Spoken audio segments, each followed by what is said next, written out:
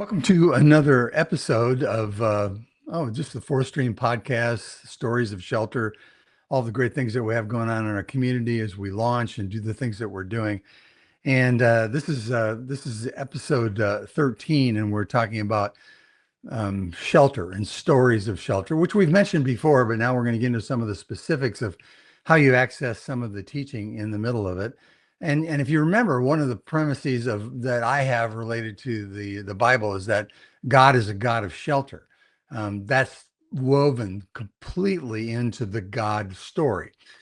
So in the midst of that, we have come up with storiesofshelter.com to share stories and to talk about stories of shelter. And we're getting together now an X account for that. So we just want to celebrate that because there are so many stories going around that are not shelter, right? So we want to focus on that. And in storiesofshelter.com, if you choose to become a member there, it doesn't cost anything, but just it's a closed community, so you have to go through the process of just clicking in. So we just try to keep the junk out. We want the pure heart of the people who believe in the shelter principle.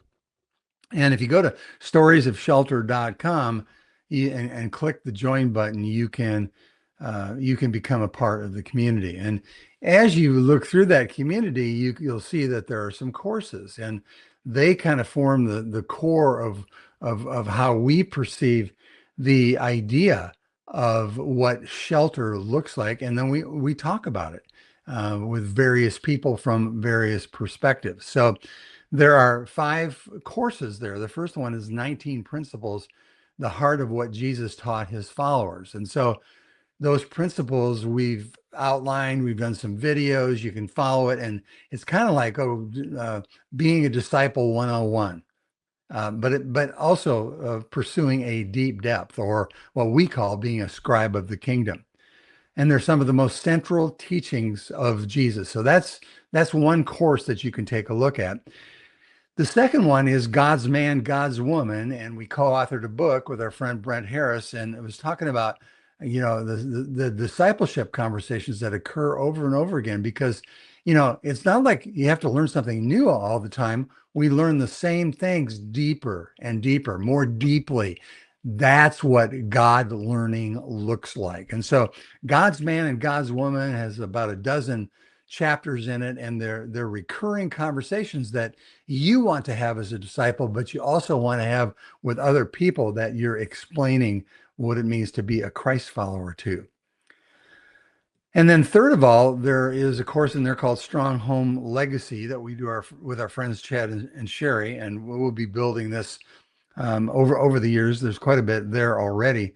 And what does it mean to leave our mark on the world and do a deep dive into what is family in God's mind? Because he obviously set things up and put into motion the idea of family in the human race, which we seem to be attacking on so many levels, but it doesn't change the fact that God is family. So we develop that whole idea of what does a strong home legacy look like? Because we've been pursuing that for years. We have a lot of fruit in that. We want to see you have that same opportunity. 2 more courses, Jesus is Healer, living a life of spiritual freedom. So how do we live a life of freedom rather than bondage to fear, anger, lies, uncertainty, all the different things that we're attacked with?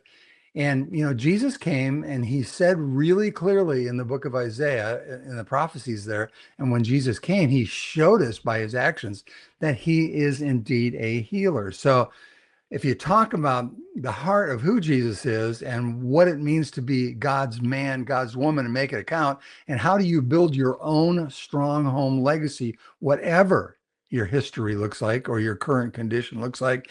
And then if you experience Jesus as healer over your soul, not only the things that have gone the wrong way since you have lived your life, but what about all the things that just came upon you that didn't have anything to do with your choices?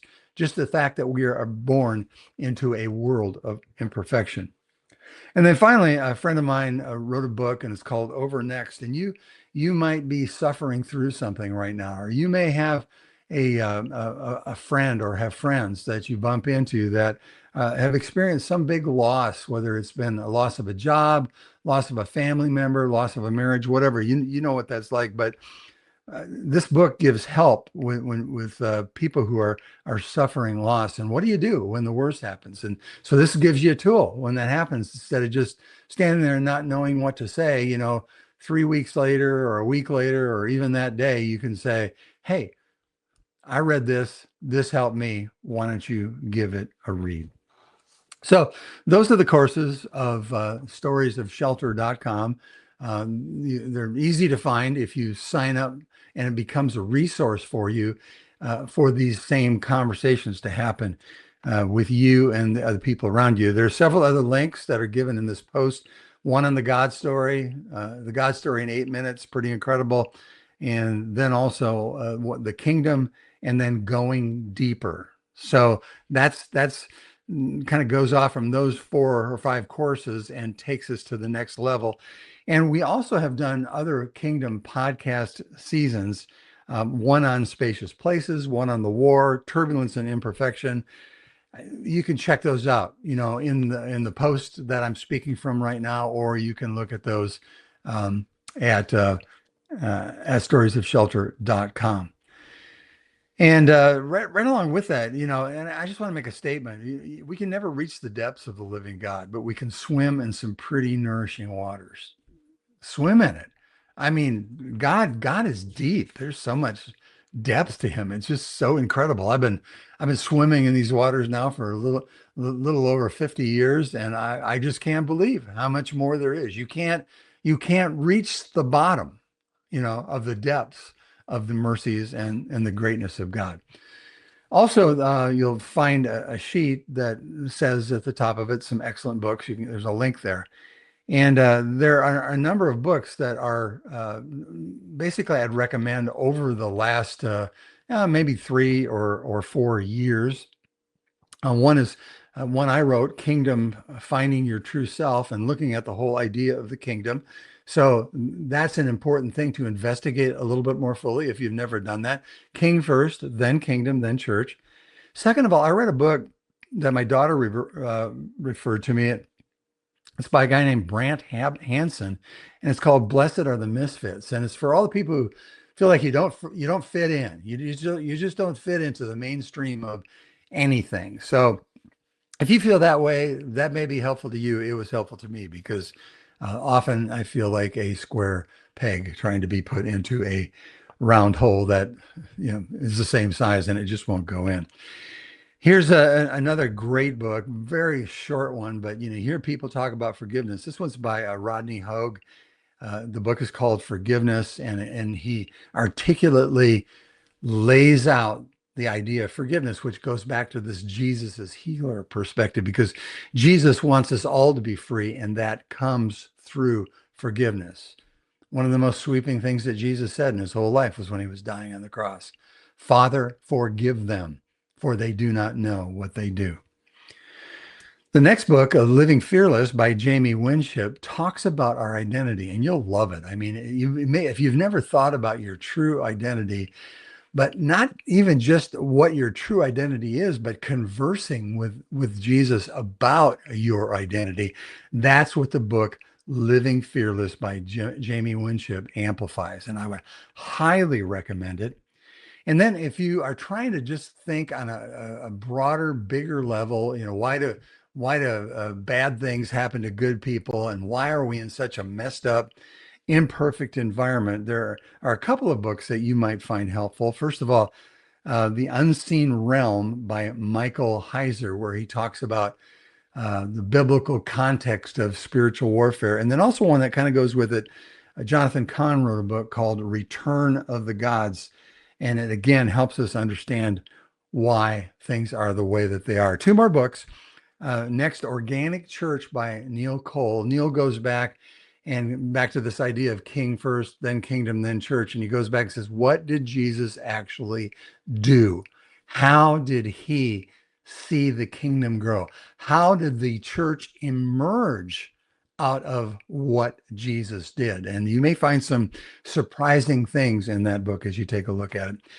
And finally, my last book, I just got done with a little while ago. It's a story about a king. I think the audiobook's going to come up here pretty soon.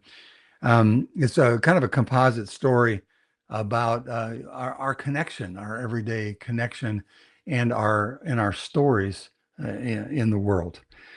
So that list of books, and then if you put it together with the courses that are here at in the shelter classrooms, gives you a lot of ways of stimulating conversations, sending links to people, saying, "Hey, what do you think about this? Let's talk about it." Because maybe we just need to quit talking about things like politics and social issues, and we need to talk about core heart issues and see where that leads us. Because the other things don't seem to be getting us anywhere. Am I right? See you soon, my friend. If you want to tell me anything, or if you have a question or something to communicate, you can find me at the number 4 at fourthstream.com. See you soon.